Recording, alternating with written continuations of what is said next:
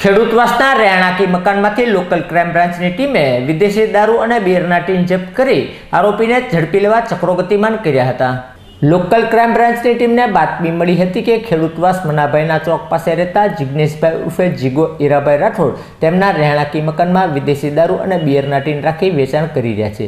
જે બાતમીના આધારે એલસીબીની ટીમે દોડી જઈ રેડ કરતા નાની મોટી વિદેશી દારૂની બોટલ અને બિયરના ટીન 144 મળી આવતા પોલીસે આરોપી જિગ્નેશભાઈ ઉર્ફે જીગો રાઠોડ વિરુદ્ધ ગુનો નોંધી તેને ઝડપી લેવા ચક્રો ગતિમાન કર્યા હતા।